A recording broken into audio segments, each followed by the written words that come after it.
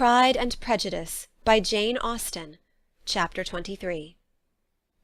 Elizabeth was sitting with her mother and sisters, reflecting on what she had heard, and doubting whether she was authorized to mention it, when Sir William Lucas himself appeared, sent by his daughter, to announce her engagement to the family. With many compliments to them, and much self-gratulation on the prospect of a connection between the houses, he unfolded the matter, to an audience not merely wondering, but incredulous. For Mrs. Bennet, with more perseverance than politeness, protested he must be entirely mistaken, and Lydia, always unguarded and often uncivil, boisterously exclaimed, "Good Lord! Sir William, how can you tell such a story? Do not you know that Mr. Collins wants to marry Lizzie?"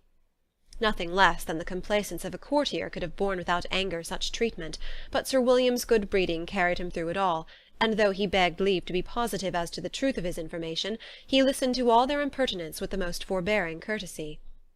Elizabeth, feeling it incumbent on her to relieve him from so unpleasant a situation, now put herself forward to confirm his account by mentioning her prior knowledge of it from Charlotte herself, and endeavoured to put a stop to the exclamations of her mother and sisters by the earnestness of her congratulations to Sir William, in which she was readily joined by Jane, and by making a variety of remarks on the happiness that might be expected from the match, the excellent character of Mr. Collins, and the convenient distance of Hunsford from London. Mrs. Bennet was in fact too much overpowered to say a great deal while Sir William remained, but no sooner had he left them than her feelings found a rapid vent. In the first place, she persisted in disbelieving the whole of the matter. Secondly, she was very sure that Mr. Collins had been taken in. Thirdly, she trusted that they would never be happy together, and fourthly, that the match might be broken off. Two inferences, however, were plainly deduced from the whole. One, that Elizabeth was the real cause of the mischief, and the other that she herself had been barbarously misused by them all, and on these 2 points she principally dwelt during the rest of the day. Nothing could console and nothing could appease her, nor did that day wear out her resentment. A week elapsed before she could see Elizabeth without scolding her, a month passed away before she could speak to Sir William or Lady Lucas without being rude, and many months were gone before she could at all forgive their daughter. Mr. Bennet's emotions were much more tranquil on the occasion, and such as he did experience he pronounced to be of a most agreeable sort, for it gratified him, he said, to discover that Charlotte Lucas, whom he had been used to think tolerably sensible, was as foolish as his wife, and more foolish than his daughter. Jane confessed herself a little surprised at the match, but she said less of her astonishment than of her earnest desire for their happiness, nor could Elizabeth persuade her to consider it as improbable. Kitty and Lydia were far from envying Miss Lucas, for Mr. Collins was only a clergyman, and it affected them in no other way than as a piece of news to spread at Meryton. Lady Lucas could not be insensible of triumph on being able to retort on Mrs. Bennet the comfort of having a daughter well married, and she called at Longbourn rather oftener than usual to say how happy she was, though Mrs. Bennet's sour looks and ill-natured remarks might have been enough to drive happiness away. Between Elizabeth and Charlotte there was restraint which kept them mutually silent on the subject, and Elizabeth felt persuaded that no real confidence could ever subsist between them again. Her disappointment in Charlotte made her turn with fonder regard to her sister, of whose rectitude and delicacy she was sure her opinion could never be shaken, and for whose happiness she grew daily more anxious, as Bingley had now been gone a week, and nothing more was heard of his return.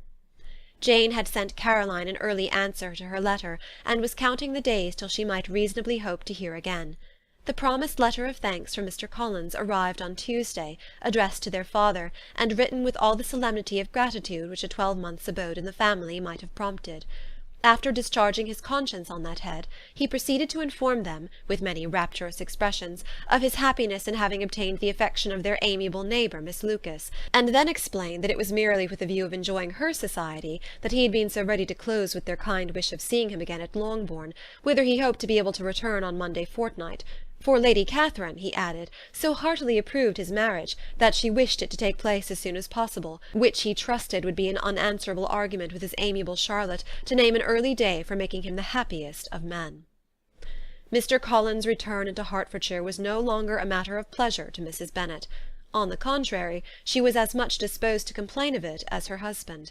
It was very strange that he should come to Longbourn instead of to Lucas Lodge. It was also very inconvenient, and exceedingly troublesome. She hated having visitors in the house while her health was so indifferent, and lovers were of all people the most disagreeable. Such were the gentle murmurs of Mrs. Bennet, and they gave way only to the greater distress of Mr. Bingley's continued absence.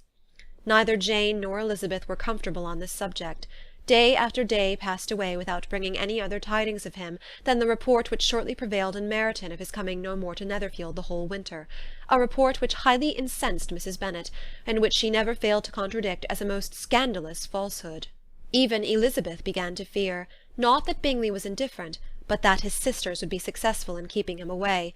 Unwilling as she was to admit an idea so destructive of Jane's happiness, and so dishonourable to the stability of her lover, she could not prevent its frequently occurring. The united efforts of his two unfeeling sisters, and of his overpowering friend, assisted by the attractions of Miss Darcy and the amusements of London, might be too much, she feared, for the strength of his attachment.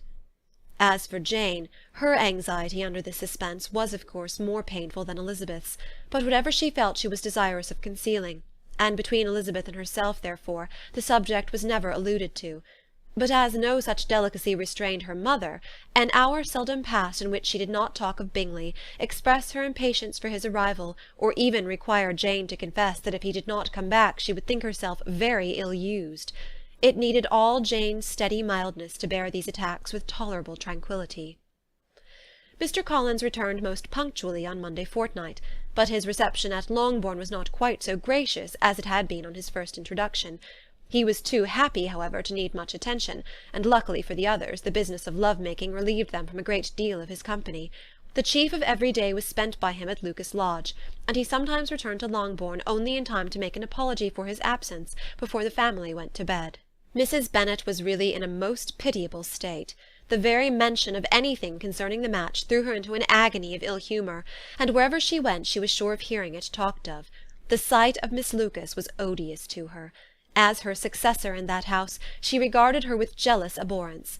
Whenever Charlotte came to see them, she concluded her to be anticipating the hour of possession, and whenever she spoke in a low voice to Mr. Collins, was convinced that they were talking of the Longbourn estate, and resolving to turn herself and her daughters out of the house as soon as Mr. Bennet were dead. She complained bitterly of all this to her husband. "Indeed, Mr. Bennet," said she, "it is very hard to think that Charlotte Lucas should ever be mistress of this house, and that I should be forced to make way for her, and live to see her take her place in it." "My dear, do not give way to such gloomy thoughts. Let us hope for better things. Let us flatter ourselves that I may be the survivor." This was not very consoling to Mrs. Bennet, and therefore, instead of making any answer, she went on as before. "I cannot bear to think that they should have all this estate.